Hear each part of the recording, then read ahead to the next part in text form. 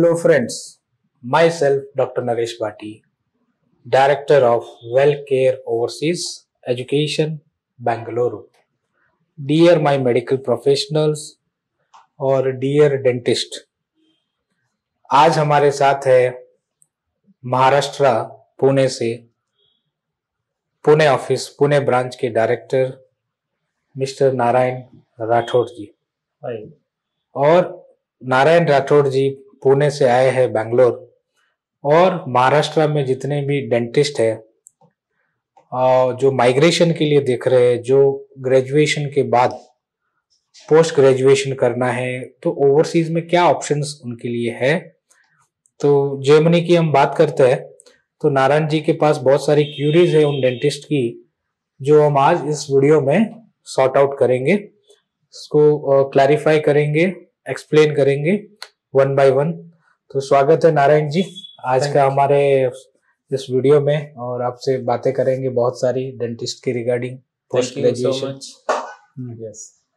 बहुत सारे डेंटिस्ट का और उनका क्वेश्चन होता है कि पहले तो ये थोड़ा सा क्लेरिफिकेशन दीजिए कि इसमें कौन कौन अप्लाई कर सकता है। तो आज हम बात कर रहे हैं डेंटल पीजी और to migrate as a dentist in Germany, तो कौन अप्लाई कर सकता है। कोई भी डेंटिस्ट हो इंडिया में। नारायण जी महाराष्ट्र से पुणे से है, तो महाराष्ट्र के हम डेंटिस्ट के लिए अगर मैं बात करूँ तो जो भी आप स्टेट से बिलोंग कर रहे हो और आपको अगर पोस्ट ग्रेजुएशन करना है या एज अ डेंटिस्ट आपको काम करना है, तो आपको एक सर्टेन प्रोसेस है जर्मनी का, उसके थ्रू आपको जाना पड़ेगा। तो मेनली जो रिक्वायरमेंट है कि आप ग्रेजुएट होने चाहिए, बीडीएस जो डेंटल डिग्री आपके पास है। दूसरा, आपके पास मिनिमम जर्मन लैंग्वेज B1 या B2 लेवल होना चाहिए, आपका वीजा एप्लीकेशन के लिए भी और आगे के फर्दर प्रोसेस के लिए भी। और तीसरा, ये डाउट रहता है शायद कि फ्रेशर अप्लाई कर सकता कि नहीं, बट ऑफकोर्स कर सकता है फ्रेशर। और इसके पीछे रीजन ये है कि जब आप एज ए फ्रेशर ग्रेजुएट होते हो और आपको वहां पे डिग्री इवैल्यूएशन अप्लाई करना है, तो आजकल का जो टाइम है ऑलमोस्ट 9 से 12 महीना लग रहा है। तो वो 9 से 12 महीने में आप अपना क्लिनिकल एक्सपोजर भी ले सकते हो एक साल तक। सेकंड एक क्वेश्चन होता है कि इसके लिए मैंडेटरी जो जर्मन लैंग्वेज C1 तक का हम बताते हैं, लेकिन उसमें ये भी हम बताते हैं कि B1 तक इंडिया में करते हुए, तो उसमें अगर वो इंडिया में करे और जर्मनी में करे तो उसमें क्या थोड़ा डिफरेंशिएट किस टाइप से? देखिए उसमें क्या मतलब इश्यू कुछ भी नहीं है, आप इंडिया में भी टिल C1 तक कर सकते हो, but that does not make sense. मतलब क्योंकि आप अगर B1 के बाद या B2 तक इंडिया में आप प्रेफरेबल है, मान लो कि अभी तो पहले जो टाइम ड्यूरेशन था आपका डेफिसिट लेटर आने का वो एटलीस्ट 6 to 8 months था। Okay, now it is increase to 9 and 12 months, एक साल तक भी टाइम लग रहा है। करेक्ट। तो वो एक साल में आप आराम से B2 तक भी इंडिया में सीख सकते हो। तो मिनिमम जो हमें वीजा अप्लाई करना है उसके लिए B1 चाहिए। ओके, तो B1 तक आप कर लीजिए, और अगर आपके पास टाइम है डेफिसिट आने तक तो आप B2 तक भी क्लियर कर सकते हैं। और C1 लेवल मैं क्यों वहां पे जर्मनी में मेरा जो मोटो है कहने का मतलब कि अगर आप जर्मनी में सीखेंगे C1, आपका लैंग्वेज के साथ मेडिकल लैंग्वेज भी आता है उसमें। तो वो आप इंडिया में बैठ के नहीं कर सकते, और वहां पे जाके आप ये करोगे तो आपके लिए ज्यादा इजी होगा, क्योंकि आप सराउंडिंग मेडिकल प्रोफेशनल्स के रहोगे, आप सराउंडिंग जर्मन पीपल के रहोगे, तो आपको जो जर्मन लैंग्वेज का आपका बेस है आप स्ट्रॉन्ग इजीली कर सकते हो। और वो रीजन की वजह से मैं मेरे प्रीवियस हमारे वीडियो भी देखेंगे अगर डेंटिस्ट जो देख रहे हैं, तो उसमें यही बताया कि मिनिमम एटलीस्ट आप B1 करें, B1 के बाद जाए वहां, और आपके पास टाइम है डेफिसिट आने में तो B2 भी इंडिया में करें, टिल B2 तक आप कर सकते हो, और उसके बाद you can go to Germany and do the further C1 FSP और लाइसेंस के लिए। अच्छा, FSP से एक ये है, बहुत सारे डेंटिस्ट के दिमाग में ये होता है कि वो एग्जाम कितना कॉम्प्लिकेट होता है, पास कर पाते हैं नहीं कर पाते, तो उसके ऊपर थोड़ा सा एक डिटेल दीजिए। तो यह यूजुअली होता क्या है कि एज अगर आप डेंटिस्ट जर्मनी जा रहे हो तो डायरेक्टली तो आपको वर्क परमिट नहीं मिलता है, आपको पहले लैंग्वेज क्लियर करना है C1 तक, फिर आपको FSP देना है, फिर KP देना है। तो FSP में डिफिकल्टीज हम ऐसे नहीं बोल सकते। अगर आप स्किलफुल हो, आपका जर्मन स्किल अच्छा है, और हमारे साथ अच्छी बात यह है कि हम आपको प्रॉपरली सारा प्रिपरेशन जर्मनी में फिजिकली क्लासेस लगती है, फिजिकली देते हैं। तो बच्चा जब प्रॉपरली क्लासेस, बच्चा क्या, जब डेंटिस्ट प्रॉपरली क्लासेस लेगा तो उसके लिए इजी होगा वो पास करना। और एफएसपी जो एग्जाम आपका है वो एक टाइप का language, medical language communication skill exam है, जिसमें आपको 1 घंटे का एग्जाम रहता है। और जो डेंटिस्ट से डेंटिस्ट कम्युनिकेशन हो, डेंटिस्ट से पेशेंट हो, पेशेंट का केस हिस्ट्री लेना हो, कैसे डेंटल टर्मिनोलॉजी यूज करते हैं, तो वो सारा, तो अगर सही से प्रॉपर प्रिपरेशन करे तो मुझे लगता है कि अगर 10 डेंटिस्ट है तो 9 आराम से पास कर सकते हैं उसको फर्स्ट अटेम्प्ट में भी, अगर आपकी प्रॉपर प्रिपरेशन है। नहीं तो एफएसपी तो आपके पास n नंबर ऑफ अटेम्प्ट है, आप नेक्स्ट अटेम्प्ट के लिए भी जा सकते हो। बट यूजुअली ये इजी है पास करना compare to other country competitive exam. Next attempt उसके लिए वापस 4 to 6 मंथ। हाँ, नेक्स्ट अटेम्प्ट के लिए जब भी आपको डेट मिलता है, वेटिंग पीरियड आपका 3 से 4 महीना, 5 महीना भी रहता है, वो आपको देखना है। ओके, उसके लिए ब्लॉक अकाउंट इसके लिए मैंडेटरी होता है। हाँ, डेंटिस्ट हो या डॉक्टर हो जा रहे हैं तो ब्लॉक अकाउंट उनके लिए मैंडेटरी, बिकॉज वो एम्प्लॉयमेंट वीजा पे नहीं जा रहे हैं, वो एम्प्लॉयमेंट वीजा की सब कैटेगरी जो आपकी है 16D वीजा, उसमें जा रहे हैं। जब वो एफएसपी पास करते हैं फिर you are eligible to work in Germany. Okay, तो एफएसपी समझो उसका एफएसपी में एक बार फेल हो गया, सेकंड अटेम्प्ट पे जाएगा, उसके लिए उनको 4 महीना टाइम लग जाएगा। तो ब्लॉक अकाउंट तो उतना ही होगा, तो उसके लिए कैसे एडजस्टमेंट उनको?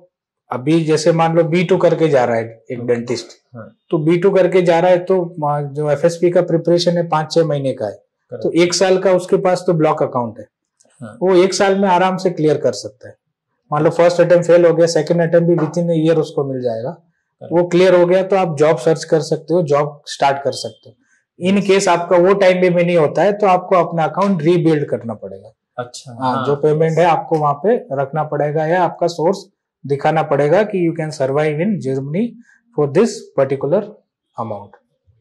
अच्छा, ब्लॉक अकाउंट से ये थोड़ा सा क्लेरिफिकेशन लेते हैं कि ब्लॉक अकाउंट किसको जरूरत पड़ता है और किसको नहीं पड़ता है, मतलब उसके पीछे मतलब क्या है वैसा जर्मनी में ऐसा रूल जिसके लिए ब्लॉक अकाउंट? अगर आप डायरेक्टली एम्प्लॉयमेंट वीजा पे जाते हो तब आपको ब्लॉक अकाउंट की जरूरत नहीं, क्योंकि वहां से आपको जो ऑफर लेटर है उसमें सैलरी और सब मेंशन रहता है। ओके, इनकम सोर्स अगर नहीं है तो उसको हाँ, तो इनकम सोर्स नहीं, आप तो डायरेक्टली वर्क के लिए नहीं जा रहे ना, आप तो अपना पोस्ट ग्रेजुएशन और एफएसपी के बाद ही वर्क कर सकते हैं। तो उसके लिए आप 1 साल का मिनिमम आपको ब्लॉक अकाउंट दिखाना है कि how you can survive for living, for transportation, for food, for local things, those all you need a expense.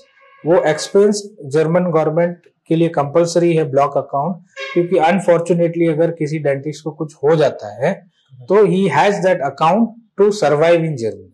Okay, इसीलिए ये मैंडेटरी है as per the law, German government. Yes, mandatory. Okay, अभी FSP clear कर लेता है, उसके बाद में उसको 2 साल का वर्क परमिट मिलता है। हाँ, उस टाइम पे बहुत सारे ये बताते हैं कि समझो ये जो हम प्रोग्राम देते हैं till cover till the FSP, तो उसके बाद में वो अगर बोलते हैं कि कुछ हेल्प वगैरह, तो उसके लिए क्या हेल्प, मतलब कि उनको जरूरत पड़ सकती है, क्या है जॉब के सर्च के टाइम पे वगैरह? देखिए, अगर आप एक फ्रेशर डेंटिस्ट हो, जर्मनी जा रहे हो, या 6 मंथ 1 ईयर एक्सपीरियंस है, तो एफएसपी के बाद आपको, अगर आप स्किलफुल हो तो 1 महीने में भी आप जॉब ढूंढ सकते हो। और नहीं तो आपको मान के चलिए आप 2 से 3 महीना उनको टाइम लग सकता है एक अच्छा जॉब मिलने के लिए। इमीडिएटली स्किलफुल है तो इमीडिएटली भी मिल जाता है, या जब वो एफएसपी के लिए ट्रेनिंग कर रहा है तब भी अपने सोर्स रेडी रख के जैसे पास होता है वो अप्लाई कर सकता है।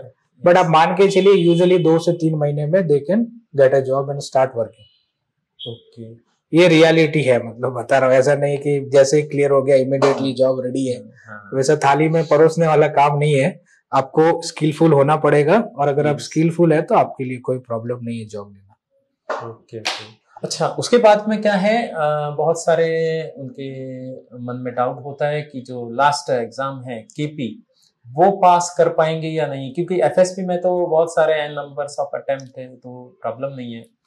केपी में ओवरऑल 3 अटेम्प्ट्स ही होते हैं, तो हाँ उस पे थोड़ा सा डिटेल बताइए, वो किस टाइप का एग्जाम होता है, कैसा हार्ड होता है, पास कर सकते हैं और किस बेस पे होता है? देखिए डेफिनेटली पास कर सकते हैं अगर आप क्लिनिकली अच्छे हैं, क्लिनिकली स्किल अच्छा है, आपके पास 2 साल का टाइम रहता है, इन 2 साल में आपको पास करना है, नॉट 2 साल के ऊपर हो गया तो आप नहीं लिख सकते, विद इन 2 years आपको पास करना है।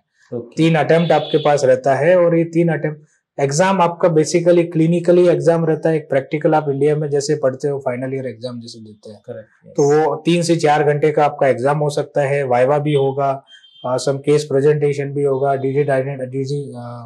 आपका डिजीज आइडेंटिफिकेशन, ट्रीटमेंट प्रोटोकॉल और जो रिटर्न कुछ प्रैक्टिकल में होता है वो सारी चीजें होती है। तो मोस्टली क्लिनिकली आपका एग्जाम स्टेट अथॉरिटी से आपके एग्जामिनर्स आते हैं, जैसे मान लो एक पर्टिकुलर स्टेट की बात करूं जैसे बर्लिन की, तो बर्लिन की स्टेट डेंटल काउंसिल से शायद एग्जामिनर आते हैं, 3 एग्जामिनर आते हैं और वो एग्जाम उनको कंडक्ट करते हैं। तो डेफिनेटली आप स्किलफुल है तो आप पास कर सकते हैं, वैसा कुछ ये नहीं, it all depends on the individual. Okay okay okay, thank you for the clarification. Okay, तो ठीक है, आज के इस वीडियो में शायद आपको बहुत सारी डाउट्स क्लियर हुए होंगे, जो भी डेंटिस्ट वॉच कर रहे हैं, और जरूर आप इस वीडियो को देखें, अगर आपको हेल्पफुल लगे तो जरूर आप शेयर करें, कि कहीं ना कहीं कोई नीडी डेंटिस्ट जो यूरोप के लिए अपना ऑप्शन देख रहे हैं और माइग्रेट होना चाहते हैं पोस्ट ग्रेजुएशन के लिए, तो Germany is the best destination for those dentist. तो आज के लिए इतना ही इस वीडियो में, आप रखे अपना बहुत सारा ख्याल, और नारायण जी आपका भी बहुत बहुत थैंक यू। ये सारी क्यूरीज आप लेके आए हैं महाराष्ट्र से, तो आप लोग रखे अपना बहुत सारा ख्याल और मुझे दे इजाजत। जय कर्नाटका, जय भारत, जय हिंद।